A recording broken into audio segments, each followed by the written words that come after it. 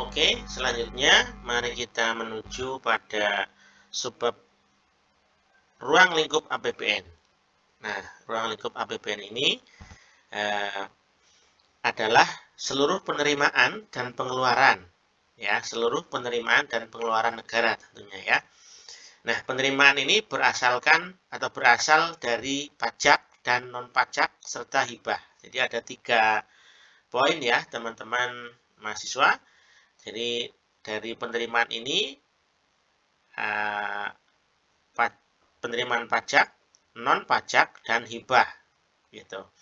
Kemudian pengeluaran atau belanja ini intinya ada 2, yaitu belanja pemerintah pusat dan transfer daerah ya, transfer daerah. Intinya dana APBN ini untuk pengeluaran kementerian dan lembaga gitu ya, yang terbagi menjadi pos-pos di situ. Kemudian juga ada yang transfer ke daerah. Transfer ke daerah biasanya transfer ke daerah dan dana desa gitu ya. Ini dalam bentuk ada dana alokasi umum, dana alokasi khusus dan sebagainya. Baik, jika pengeluaran lebih besar daripada pendapatan atau defisit, maka kemudian dicari pembiayaannya. Ya, jadi pembiayaan ini muncul ketika terjadi defisit, ya, bahasanya seperti itu. Jadi ketika terjadi defisit, artinya pengeluaran lebih banyak, maka kemudian muncullah pembiayaan, gitu ya. Bagaimana menutup defisit ini? Ya, pembiayaan ini bersumber dari dalam negeri maupun dari luar negeri. Ya. Bentuknya ada yang investasi, gitu ya, yang tadi sudah saya jelaskan. Ya, misalnya investasi pembangunan infrastruktur, misalnya ya jalan atau apa. Ya, ini memang membengkak menjadi defisit, tetapi investasi ini suatu saat akan kembali, ya, akan memberikan return seperti itu. Ada juga bentuknya utang ya, utang SBN. Ada utang dalam negeri, ada utang luar negeri. Utang luar negeri, oke, seperti biasanya itu ya, dana dari luar, baik itu dari negara maupun dari lembaga-lembaga internasional ya, dari negara lain misalnya bilateral ya, dari pinjaman dari Amerika Serikat ya, pinjaman dari Saudi Arabia ya, pinjaman dari dari Inggris dan sebagainya, itu utang luar negeri namanya. Dan ada yang utang dalam negeri, ini ada bentuknya misalnya SBN, surat berharga negara. Ya, semacam obligasi begitu ya teman-teman. Jadi memberikan siapa nih warga negara atau masyarakat Indonesia yang mau ikut berpartisipasi membeli SBN ya. Surat berharga negara gitu ya, atau ada katanya ada yang namanya SUN ya, surat utang negara, ada yang ORI ya, obligasi Republik Indonesia gitu ya. Nah, dan berbagai macam bentuknya. Ada yang bentuknya sukuk ya, sukuk itu semacam syariah ya, jadi obligasi bentuknya syariah begitu, dalam akad syariah. Nah, ini adalah utang pemerintah kepada masyarakat sebenarnya ya. Surat utang negara ini secara umum ya, itu sebenarnya pemerintah utang kepada masyarakatnya sendiri begitu. Ya. Kemudian seluruh penerimaan dan pengeluaran ditampung dalam satu akun. Nah, ini penting ya, teman-teman. Semua penerimaan dan pengeluaran itu ditampung dalam satu akun rekening ya, akun rekening yang disebut sebagai BUN, Bendahara Umum Negara. Ya, Bendahara Umum Negara. Di mana? Di Bank Indonesia. Jadi kita tahu kas ya, jadi APBN itu semacam kas negara lah ya, uang kas ya, uang kas negara, kekayaan negara ya. Ini disimpan ya, atau semuanya ditaruh ya dalam BUN yang ada di Bank Indonesia, Bendahara Umum Negara ya, satu rekening ya teman-teman. Nah, terkait dengan pengelolaan APBN ini, maka semua penerimaan dan pengeluaran harus tercakup dalam APBN, tidak ada yang tidak ditulis di dalam APBN. Nah, kalau ada yang tidak tertulis, maka ini pelanggaran, nah, bisa masuk dalam kategori korupsi dan sebagainya. Nah, sehingga pada saat APBN, pada suatu saat nanti APBN harus dipertanggungjawabkan, ya, maka semua realisasi penerimaan dan pengeluaran dalam rekening khusus harus dikonsolidasikan ke dalam rekening BUN tadi. Jadi pengelolaan rekening BUN ini juga tidak mudah ya, teman-teman harus benar-benar dalam memasukkan penerimaan ke dalam rekening BUN ya, ataupun dalam pengambilan uang untuk kegiatan belanja negara. Nah, ini benar-benar harus prosedural ya, yang sesuai dengan aturan-aturan, sehingga tidak ada unsur korupsi, tidak ada unsur markup, tidak ada hal-hal lain yang tidak tertulis. Di sini semuanya ditulis, dicatat dengan rapi. Baik, kemudian mari kita menuju pada subbab berikutnya, yaitu prinsip APBN ya. Mari kita lihat, ada dua aspek. Pertama aspek pendapatan, yang kedua aspek pengeluaran. Untuk aspek pendapatan ada 3 prinsip. Yang pertama, intensifikasi penerimaan anggaran dalam jumlah dan kecepatan penyetoran. Jadi dalam penerimaan anggaran harus intensif ya, baik dalam nominal, volume ya, dan kecepatannya. Nah, ini yang paling gampang berkaitan dengan pajak ya, teman-teman. Penarikan pajak, pengumpulan pajak ya. Jadi pemerintah dari sisi penerimaan menggunakan tools ya, instrumen pajak ini untuk menarik sumber pendanaan APBN dari pajak ya. Ini harus intensifnya itu jumlahnya katakanlah sesuai dengan target ya, atau mungkin melebihi target, jumlah volume rupiah ya, katakanlah ya, dari pajak ini, pajak itu, dan seterusnya ya, sesuai dengan target realisasinya harus lebih, paling tidak sama ya. Dan juga kecepatan penyetoran, kecepatannya dalam pengumpulan. Nah, ini penting sekali karena seringkali yang terjadi itu penundaan dalam collecting tax ya, dalam pengumpulan pajaknya itu ada proses-proses penundaan ya. Nah, ini bagaimana pemerintah memberikan stimulasi kepada masyarakat, baik itu dari sisi produsen maupun konsumen ya, masyarakat luas maupun dari dunia usaha, menarik pajak ini dengan supaya mereka bisa cepat dalam penyetorannya ya. Tentu yang diharapkan adalah berbagai pendekatan. Yang pertama adalah pendekatan persuasif ya, teman-teman ya, mengajak begitu ya, memberikan insentif dan sebagainya ya. Itu namun membutuhkan yang lama, tetapi itu proses tersebut ya harus didukung dengan strategi yang katakanlah agak menekan ya, menekan begitu ya. Nah, untuk penarikan pajak ini begitu.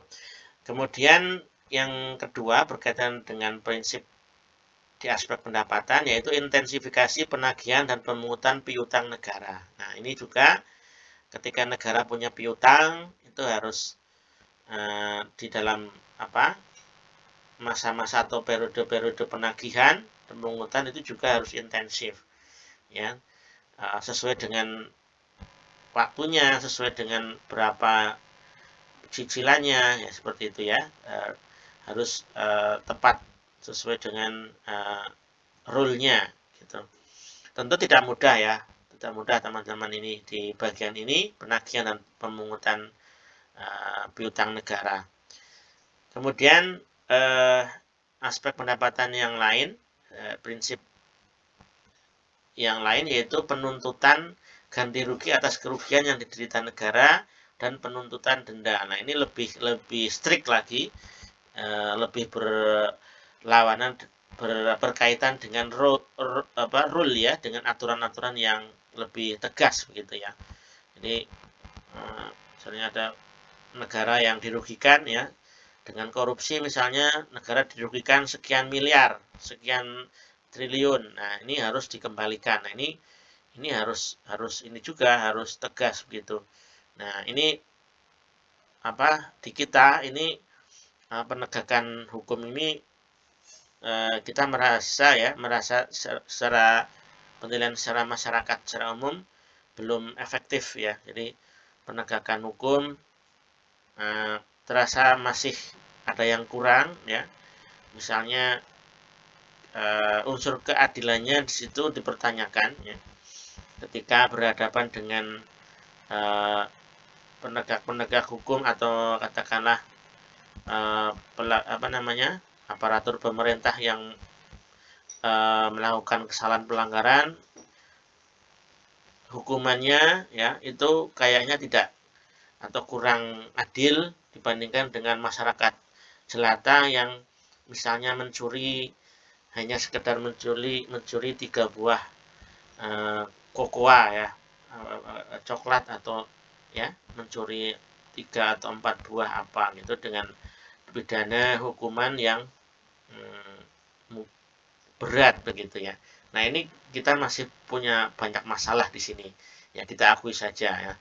Makanya mari kita berdoa, dan juga setidaknya teman-teman mahasiswa tahu nih ada celah-celah yang di sini yang kita masih banyak kelemahan ya.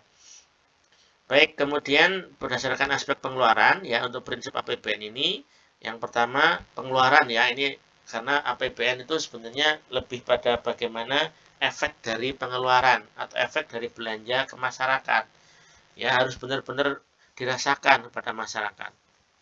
Nah, ini dalam aspek ini prinsipnya adalah hemat, efisien, sesuai dengan kebutuhan.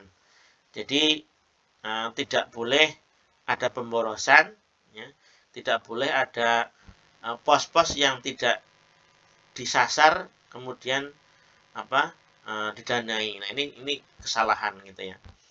Kemudian terarah, terkendali sesuai dengan rencana kegiatan. Nah, ini tupoksinya jelas ya, di setiap kelembagaan ya, setiap kementerian belanja-belanjanya harus jelas gitu, terarah mau kemana, tujuannya apa, outcome-nya juga jelas ya.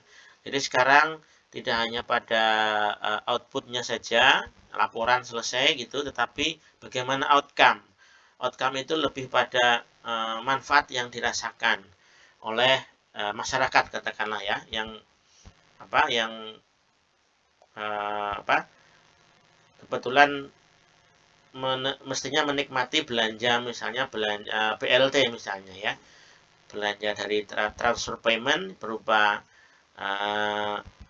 cash transfer ya, atau BLT, bantuan langsung tunai, itu katakanlah sudah terkendali, sudah betul sesuai dengan mereka yang benar-benar membutuhkan, atau masih ada miss ya, kesalahan data dan sebagainya. Yang ini sepertinya masih terjadi. Mudah-mudahan semakin kesini semakin dapat diminimalisasi ya. Kemudian untuk yang ketiga ya, berkaitan dengan aspek pengeluaran, prinsipnya adalah semaksimal mungkin menggunakan hasil produksi dalam negeri dengan memperhatikan potensi nasional ya. Jadi misalnya untuk belanja ya, belanja pemerintah, misalnya belanja barang atau belanja modal, belanja barang lah katakanlah ya. Ini yang ketika pemerintah bisa membeli barang dan jasa dari domestik, ya itulah yang harus dilakukan. Tidak perlu belanja dari luar ya, mengimpor, tidak perlu itu. Prinsipnya seperti itu. Kita memaksimalkan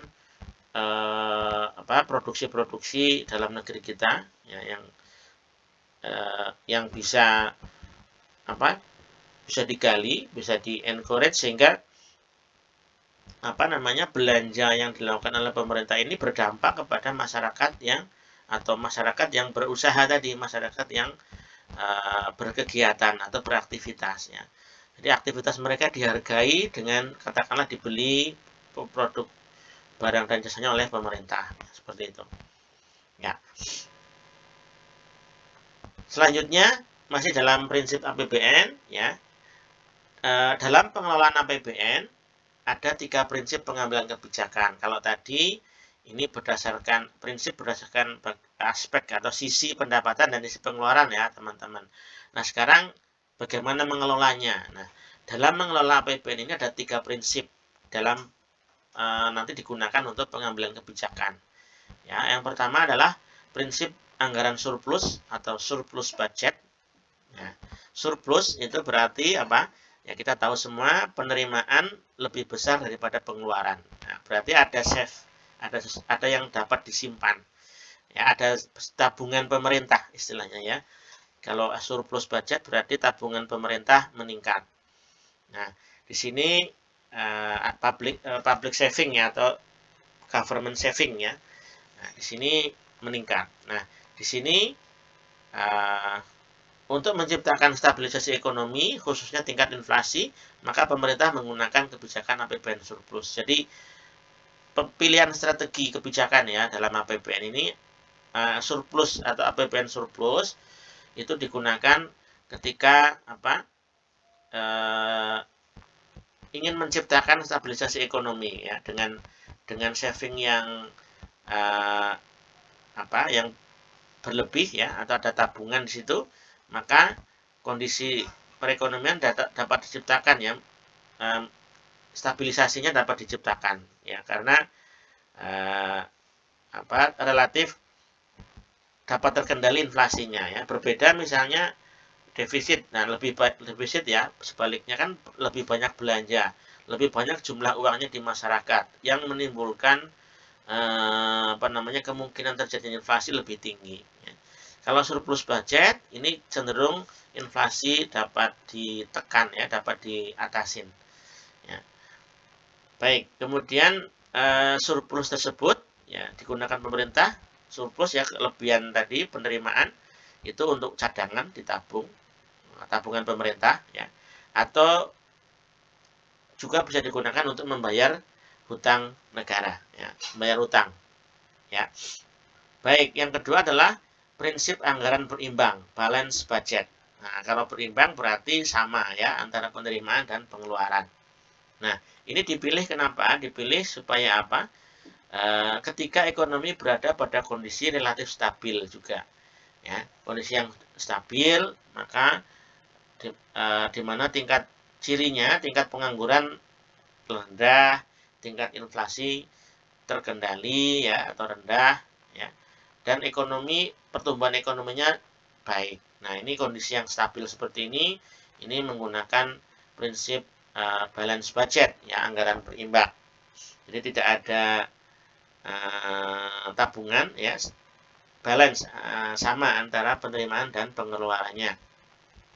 Nah, untuk menjaga stabilitas ekonomi nasional yang kondusif, maka diterapkan APBN berimbang. Jadi lebih pada memang kondisinya sudah relatif stabil sehingga stabil begitu ya, menggunakan prinsip ini, anggaran berimbang. Ya, selanjutnya ya ini prinsip anggaran defisit budget yang bertahun-tahun ya, berpuluh-puluh tahun kita menggunakan prinsip ini. Ya, prinsip anggaran defisit atau defisit budget. Ya, kenapa? Karena fokus pada negara kita adalah membangun ya, banyak membangun, banyak mengencourage, banyak menggali dan seterusnya. Sehingga kita butuh banyak dana yang keluar ya dalam bentuk belanja atau pengeluaran pemerintah tadi ya. Nah, itu teman-teman. Jadi biasanya yang menetapkan atau menerapkan defisit budget ini adalah negara-negara yang terbelakang atau negara-negara berkembang ya, yang mereka masih membutuhkan pembangunan di baik sektoral maupun wilayah ya, rasial seperti itu. Nah ini saya tambahkan di sini. Jika APBN defisit berarti jumlah uang beredar di masyarakat banyak ya, karena belanjanya lebih banyak daripada yang masuk ke kas ya. yang ada di masyarakat uangnya banyak. Nah, ini berpotensi menimbulkan inflasi. Ya. Nah, karena jumlah uang beredar di masyarakat lebih banyak, ya, ya, artinya di sini adalah likuiditas meningkat, ya. Jadi banyak yang mengalir ke masyarakat uangnya. Nah, di sini tentu akan meningkatkan permintaan barang dan jasa dari masyarakat, ya. Karena otomatis dari banyak uang yang ke masyarakat, ya, melalui misalnya stimulus fiskal, ya, misalnya dengan pemberian BLT atau kemudahan kemudahan pencairan atau dana bantuan usaha, ya, baik bagi UMKM, ya, usaha mikro kecil diberi bantuan usaha, kemudahan kredit, ya. Nah, ini baik dari sisi household, ya, rumah tangga masyarakat, maupun dari sisi firm, dari sisi dunia usaha, baik mikro, kecil, maupun menengah dan juga besar. Nah, ini akan meningkatkan aktivitas perekonomian secara umum, secara agregat. Nah, di sini karena masyarakat banyak beraktivitas, tentu penerimaan atau penghasilan dari sisi household, ya, ini penerimaan atau pendapatan penghasilan masyarakat meningkat. Dari penghasilan masyarakat yang meningkat, maka daya belinya juga meningkat, sehingga permintaan masyarakat terhadap barang dan jasa itu akan meningkat. Nah, karena permintaan barang dan jasa meningkat, maka dari sisi produksi, dari sisi penawaran, maka mau tidak mau, ya, sisi dunia usaha harus meningkatkan, menambah jumlah barang dan jasa yang harus tersedia, karena permintaannya meningkat tadi. Nah, sehingga dengan aktivitas produsen yang meningkat, aktivitas produksi, misalnya melalui menambah investasinya, ya, atau menambah karyawan, menambah tenaga kerja, ya, untuk meningkatkan jumlah produksi, ya, maka ini akan menjadi keterkaitan aktivitas yang sangat baik yang diharapkan. Nah, dengan demikian maka kondisi-kondisi yang kemarin atau yang sebelumnya itu menjadi masalah menjadi terkurangi masalahnya. Misalnya pengangguran, ya, dengan adanya aktivitas perekonomian yang meningkat, ya, baik dari sisi produsen maupun dari sisi konsumen, maka pengangguran, katakanlah banyak masyarakat yang terserap untuk bekerja, ya, tenaga kerja meningkat, pengangguran menurun, ya. Nah, ketika pendapatan masyarakat meningkat, pengangguran menurun, nah ini dapat mengurangi kemiskinan, ya. Angka kemiskinan menjadi menurun karena mereka cenderung bekerja, berpenghasilan dan sebagainya. Nah, dengan demikian ketika jumlah orang yang miskin akan berkurang menjadi orang yang lebih mapan, ya, atau peralihan dari miskin ke tidak miskin, ya. Nah, ini tentu akan dapat mengurangi ketimpangan, ya, ketimpangan pendapatan masyarakat, ya. Inequality, jadi ketimpangannya itu menjadi berkurang. Nah, ini semua skenario atau mekanisme ketika pemerintah menggunakan defisit budget, ya. Nah, terutama saya katakan tadi ini berlaku atau diterapkan di negara-negara yang terbelakang maupun negara yang berkembang yang masih membutuhkan banyak pembangunan, ya. Ya, seperti itu. Kemudian tadi sudah saya jelaskan, ya, bahwa meningkatkan aktivitas ekonomi dari investasi akan dapat menurunkan pengangguran, dan pengangguran akan meningkatkan daya beli masyarakat, ya, kemiskinan menurun, dan juga ketimpangan juga akan menurun pada akhirnya. Nah, yang dari ketiga prinsip tadi dalam pengelolaan APBN, apakah kebijakan surplus atau kebijakan berimbang atau kebijakan defisit, ya, berkembang lagi dalam proses perkembangan, ya, itu muncul lagi setidaknya ada dua, ya, teman-teman, ya. Pertama adalah prinsip anggaran berimbang dan dinamis. Ada istilah dinamis. Nah, artinya apa? Berimbang kita sudah tahu bahwa antara pengeluaran dan penerimaannya sama ya, sama. Dan apa yang disebut dinamis, dari tahun ke tahun diusahakan jumlahnya terus ditingkatkan. Nah, jadi sama, misalnya sama pada tahun ini penerimaan dan pengeluarannya sama, yaitu misalnya 600 triliun ya, misalnya.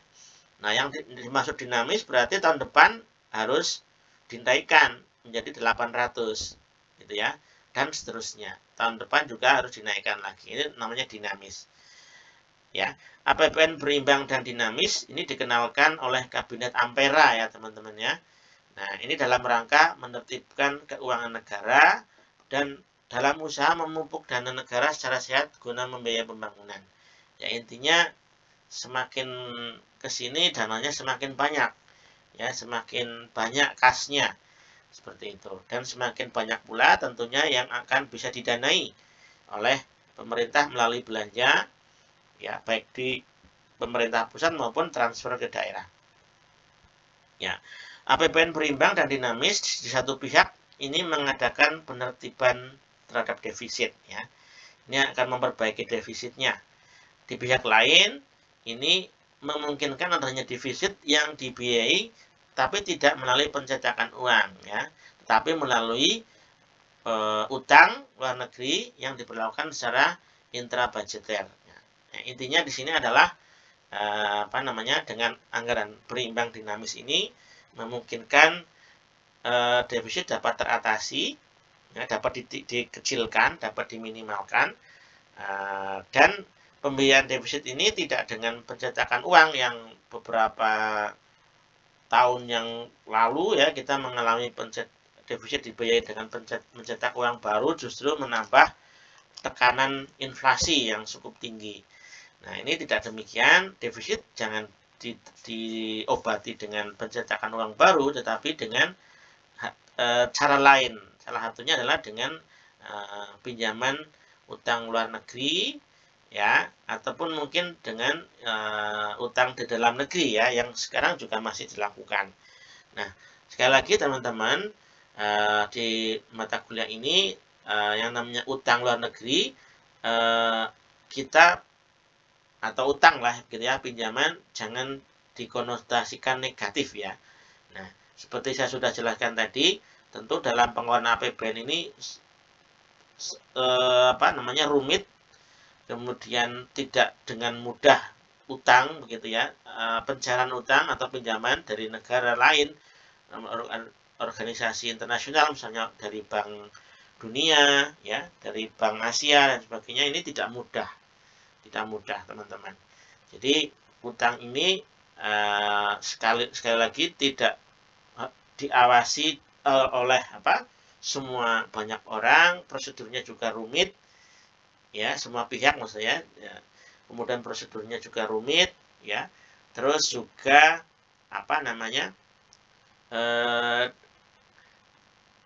dari sisi dampaknya, utang ini tidak digunakan untuk kegiatan atau mendanai aktivitas pembangunan yang konsumtif ya, tetapi lebih pada yang investasi begitu ya. Jadi untuk investasi misalnya betul pembiayaannya, pendanaannya banyak ya, belanjanya banyak. Untuk apa? Untuk pembangunan jalan tol misalnya, atau pembangunan proyek atau program ya, beasiswa dan sebagainya. Membengkak memang betul, menjadikan defisit, tetapi defisit ini pembangunan ini akan return, akan kembali. Ya, investasi itu kan prinsipnya akan kembali lagi ya. Nah, ini berimbang dan dinamis ini sebenarnya sebagai stimulasi bagaimana APBN itu bisa semakin tahun semakin baik ya, semakin bertambah kasnya semakin banyak. Ya, sumber-sumber potensi pajak dan non pajaknya ini juga semakin meningkat. Ya. Kemudian di sini anggaran dinamis ini ada dua, ada yang absolut dan ada yang relatif. Ya. Kalau yang dinamis absolut jika tabungan pemerintah ya dari tahun ke tahun terus meningkat. Tadi kan tabungan pemerintahnya meningkat ya, karena tadi surplus kan gitu ya, meningkat ya, kemudian tabungannya meningkat, tentu dengan tabungan meningkat ini kalau anggarannya berimbang maka pengeluarannya juga akan meningkat juga gitu ya. Nah, sementara untuk relatif ini persentase kenaikan dari tabungan pemerintah ya atau kenaikan ya delta TP ya relatif ya, secara relatif persentase begitu terus meningkat, atau persentase ketergantungan pembiayaan pembangunan dari pinjaman luar negeri terus menurun. Ya, yang diharapkan seperti itu. Bagaimana kalau tabungan pemerintahnya banyak, berarti kita nggak perlu pinjam dong ke luar negeri, ya, tidak perlu nambah utang dong, ya, seperti itu prinsipnya teman-teman. Jadi memperbanyak sumber penerimaan APBN, pajak dan non pajak, ya, untuk supaya nanti tabungan pemerintahnya bisa meningkat, ya, seperti itu. Nah, tabungan pemerintah meningkat tentu untuk mendanai belanja, ya, aktivitas pemerintah untuk masyarakat itu karena tabungannya banyak, ya, tentu didanai dari tabungan kita sendiri, ya, tanpa harus utang, ya, atau utangnya dapat dikurangi begitu. Nah, dalam perkembangannya selain ada prinsip anggaran berimbang dan dinamis, ada juga prinsip anggaran fungsional. Nah, ini apa maksudnya? Anggaran fungsional berarti bantuan atau pinjaman luar negeri hanya berfungsi untuk membiayai anggaran belanja pembangunan dan bukan anggaran belanja rutin. Ya, artinya yang benar-benar digunakan untuk lebih ke investasi ya teman-teman ya.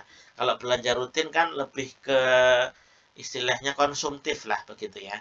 Lebih konsumtif. Nah, untuk konsumsi misalnya ATK ya, untuk pembayaran gaji PNS atau ASN dan sebagainya itu kan konsumtif ya, hilang tidak kembali. Yang maksud dengan fungsional ini adalah pinjaman luar negeri ini untuk pembangunan yang berbentuk investasi begitu. Jadi membangun ya. Nah, yang nanti pada suatu saat akan kembali, nilainya akan kembali, justru akan lebih ya. Kita tahu dalam analisis proyek ya, kita ada istilahnya payback period ya. Seberapa tahun sih investasi ini akan kembali gitu ya. Misalnya investasi 500 miliar akan dalam 5 tahun akan kembali. Misalnya seperti itu ya, payback period. Nah, contohnya seperti itu teman-teman. Kemudian jadi maksudnya di sini bantuan luar negeri itu dalam anggaran fungsional ya, itu hanya sebagai pelengkap ya. Pelengkap ini kan nggak harus ada ya. Kalau dapat ditutupi dengan dengan tabungan sendiri, dengan tabungan pemerintah ya, public saving atau government saving, maka tidaklah perlu untuk utang. Dan kalaupun utang atau bantuan luar negeri dalam bentuk pinjaman apapun ya, itu hanya sebagai pelengkap saja ya, bukan sebagai yang utama.